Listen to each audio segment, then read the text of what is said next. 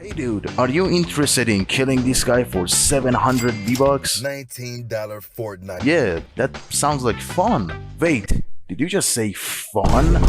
No, you have to follow him for about 40 minutes and kill him with a plastic bottle. This is 90% of side missions in every video game. In the case of these games, and especially these ones in a specific, side missions are just fucking awful. There are many gaming companies out there that I don't really like, but the one I hate the most is Ubisoft. I despise Ubisoft. If Ubisoft has 100 million haters, I'm every one of those haters. Even though they made some games that I had a lot of fun with, and I play Siege a lot. Now, the first time I played Assassin's Creed 2, I thought that was the best game ever. But something you gotta take note of, I was a little man at that time. But years later, playing any other Assassin's Creed game, I was disgusted to find out that Ubisoft is selling the same game with a new title every year. But finally, in 2017, Ubisoft finally changed Assassin's Creed. And the game they released was Assassin's Creed Origins. Now, the game is an RPG with level bars, so that means you have to level up a lot. And what can you do to level up your character? Well, you guessed it, microtransactions. Hello, I like money. And also you can do side quests. And Ubisoft has done nothing to make it slightly entertaining for more than 20 minutes. Even Ubisoft themselves hate their game that much that they are offering a way out using microtransactions. Got to have money.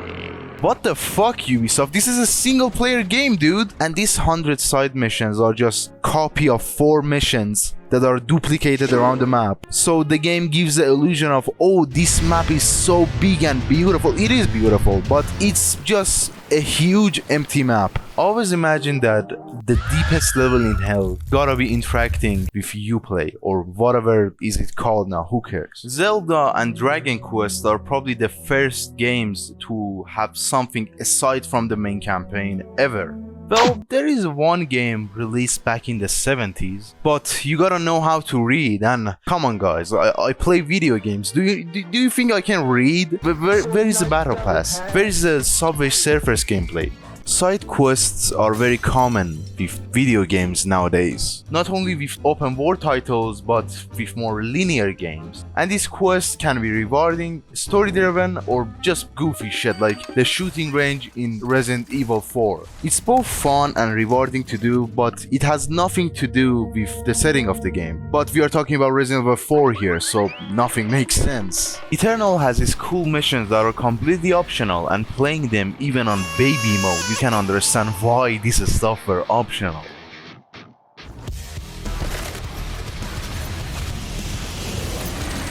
And you can legally pirate Doom 1 and Doom 2 within the game. That's what I call a good deal. But as we all know, Doom is a very mediocre game and nobody plays it. Now let's talk about a real game. Ratatouille for the PS2. You're gonna smell random dishes in the streets that contains LSD in them and see shit. Red Dead 2 is considered a masterpiece by many. And yes, it does have a great story with compelling characters. But I don't think people consider this game a masterpiece just by only its story. Walking randomly across the map, you can find something to do and something you didn't expect to be in the game. And these stuff are not exclusive to Red Dead. Exploring Skyrim, you can find very interesting people or places. This stuff can be a dark, evil brotherhood known as the Boys Discord chat.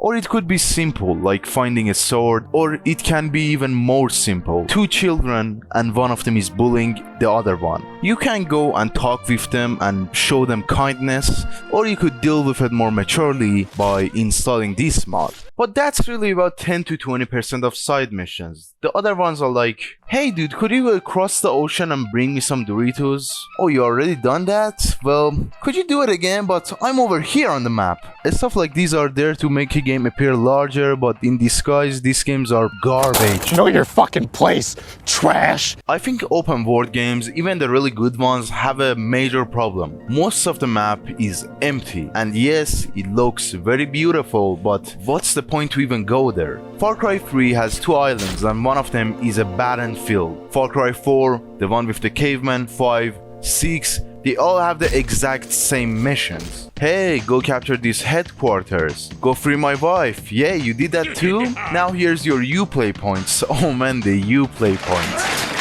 But Far Cry 6 has this funny chicken fighting game that is unironically more polished than any game Ubisoft has ever made, aside from the King Kong for the PS2. Look out for the rock! It's gonna fall on us! That little thing, don't worry about it. It'll be fine. Rocks! Look out for the rock! I think this is one of the few things that doesn't feel duplicated from another part of the map, which takes me to my next point.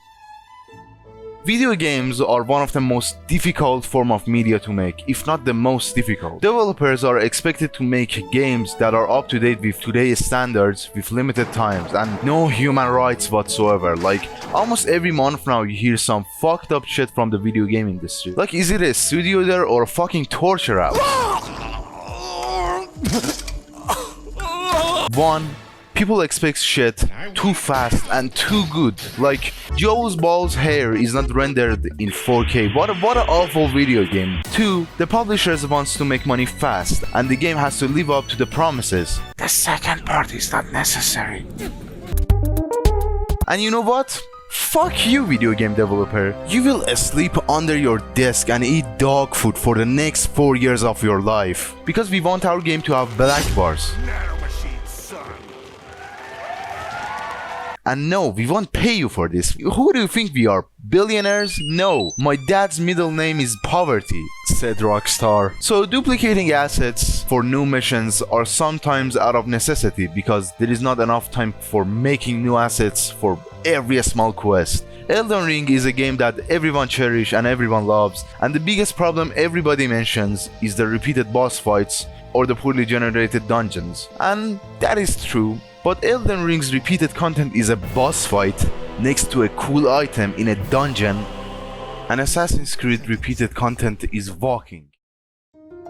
Hollow Knight, it doesn't have insane 3D graphics or 20 billion polygons, but goddamn, it introduced new characters using side quests, and those characters have their entire arc that could eventually be in a boss fight. Or something funny, like this lady banker. You can save your geo in this bank so you don't have to worry about dying if you are a little bitch, you coward. Fucking disappointment. But if you give her too much geo, she will go missing and you can find her here with your money that you can take back from her. And even though this is very unnecessary to have in your game and about 80% of players don't even encounter this, it really shows how much love went to this game. Now, let's get spooky. Today I want to show you something that will undoubtedly scare you. And no, it's not a picture of me without a beard. Going down to the deepness, you can see another knight, just like you. And this area is already creepy as fuck, crawling with weird shit and weird people. And it finally reveals itself.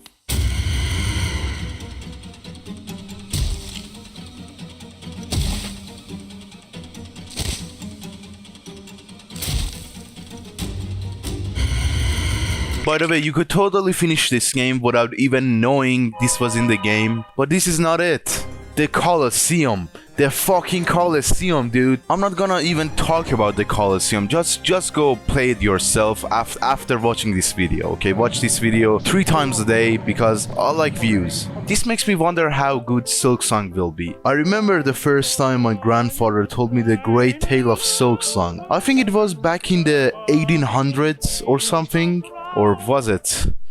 Shit, is Hollow Knight even real? Also the typical way of, hey, give me item. and I give you 10 bucks. This could be considered good if done well. Like if somebody needs an item that I can find everywhere or very close, yeah, I can do that. Why shouldn't I?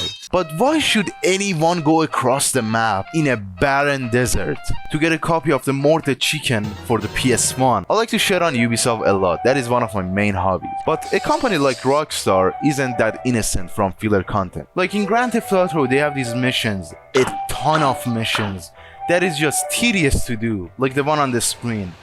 And this is the main story mission. But when you have golf in your game, and somehow it is fun, and you can smell some of that Zaza and see fucking aliens or clowns or nothing, and yoga, and tennis, I think your game is good. No, your game is great. In GTA San Andreas, you can go box, go to gym, get jacked like a real alpha male, or eat pizza and drink and get fat, then play Valorant, just like in real life. I didn't get why Grand Theft Auto 4 was considered the best in the franchise until I played the bowling game. And I think we should close Metacritic or any review website. No media will ever come close to this masterpiece. Okay, maybe aside from Yakuza. Hit him with the Mickey Mouse Clubhouse dance. Talking about minigames, you have to mention Yakuza. You can dance, you can play arcade games, and you can sing. You